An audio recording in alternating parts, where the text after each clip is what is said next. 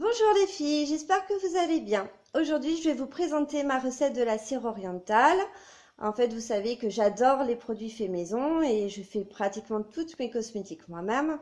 Et comme je n'en avais plus d'avant, je me suis dit que c'était l'occasion de vous montrer ma recette. Vous allez voir, elle est très facile. Les ingrédients, tout le monde les a dans ses placards. Donc à tout de suite, je vais vous montrer tous les ingrédients qu'il faut. Donc pour ce faire, il va vous falloir de l'eau, donc à peu près, on va dire 15 centilitres d'eau.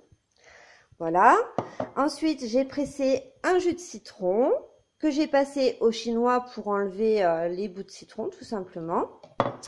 Ensuite, j'ai fait, là j'ai 300 g de sucre, mais on peut aller jusqu'à 500 g de sucre sans problème. Et puis, j'ai pris du miel. Donc là, il faudra 2 cuillères à soupe de miel. Voilà. Donc dans un premier temps, on va prendre directement le sucre. On va le verser dans la casserole. Voilà. Et on va allumer sur feu doux tout doucement. Pour être sûr que ça ne brûle pas. Il ne faut pas non plus que ce soit un caramel. Donc là, par exemple, j'ai mis à 4. Voilà.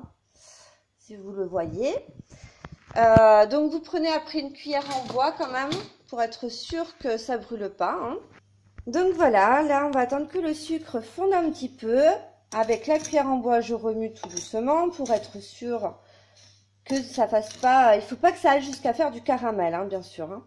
Et donc petit à petit, on va commencer à verser un petit peu d'eau, tout doucement. Ne versez pas en entier. Moi, genre, je verse vraiment, vraiment tout doucement. Il ne faut pas que ça soit trop d'eau et il faut surtout pas que ça devienne marron foncé. Il faut que en fait ça devienne blond. Voilà, comme un début de caramel tout simplement. Donc on va continuer à verser tout doucement l'eau et on remue. Voilà, et ce jusqu'à ce que le mélange blondisse.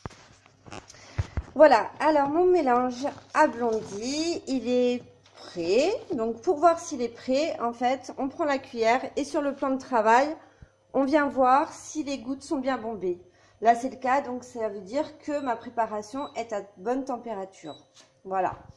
Donc, une fois ça fait, moi, je rajoute le citron. Voilà, directement. Et toujours, on tourne. Hein. On tourne bien, pas que ce soit... pas que ça devienne un caramel dur. Hein. Parce que quand ça refroidit, ça reste quand même la consistance d'un caramel. Donc... voilà, donc j'ai rajouté la moitié d'un citron, bien sûr.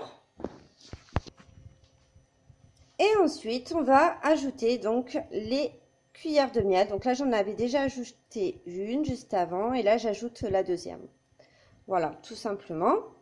Et là, donc, on va continuer à bien remuer. Hein. Il faut quand même bien remuer pour être sûr que ce soit bien pris. Voilà.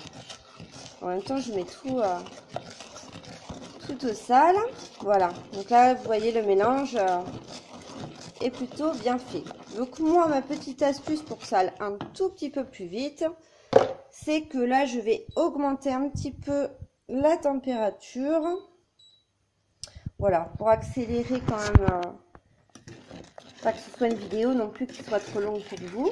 Donc là je remue. Voilà, alors une fois que le mélange a durci un petit peu dans la casserole, en fait tout simplement on va venir l'étaler sur un papier sulfurisé. Voilà, donc après j'ai mis le mélange dans un papier sulfurisé dans un plat. Donc là on va attendre qu'il tiédisse un petit peu avant de le malaxer en fait. On va attendre 5 minutes. Alors ma petite astuce à moi, c'est de garder le citron directement avant de le jeter. Donc on peut mettre ses ongles dedans, tout simplement parce que il blanchit les ongles et surtout il va donner de la force à l'ongle. Donc n'hésitez pas avant de malaxer vos doigts avec, avant de le jeter tout simplement. Voilà. Donc mon mélange a tiédi, il est encore un petit peu chaud, donc dès qu'il va être tiédi, on va vraiment pouvoir malaxer le mélange. Donc dedans, j'ai oublié de vous dire, en fait, j'ai rajouté le miel. Le miel sert à cicatriser et à adoucir la peau.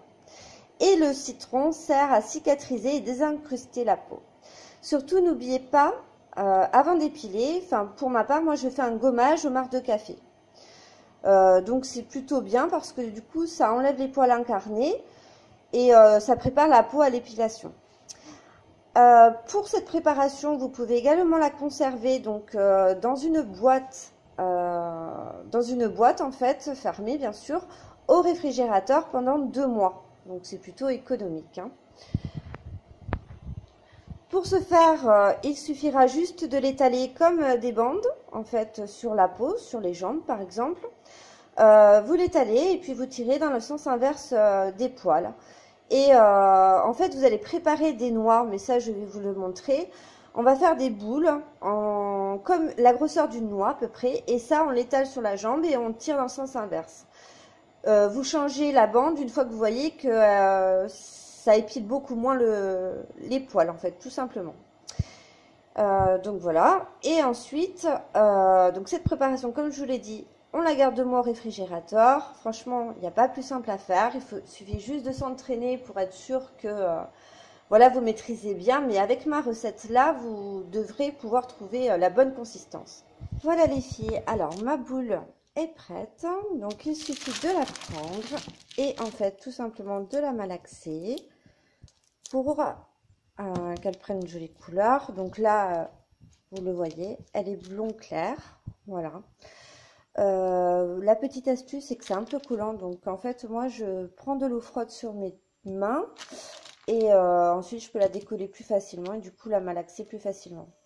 Donc, si vous voulez l'utiliser tout de suite, en fait, vous prélevez des petits morceaux de noix, en fait, tout simplement, hein, comme ceci.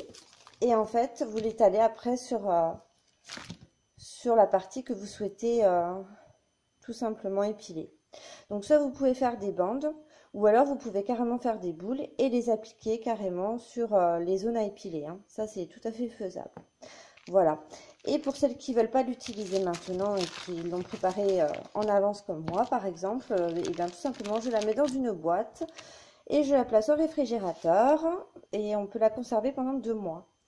Pour la réutiliser, c'est tout simple. Vous la refaites chauffer au bain-marie ou alors au micro-ondes pendant 1 ou 2 minutes maximum. Voilà. J'espère que ce tuto vous aura plu et je vous dis à bientôt pour de nouvelles recettes beauté maison.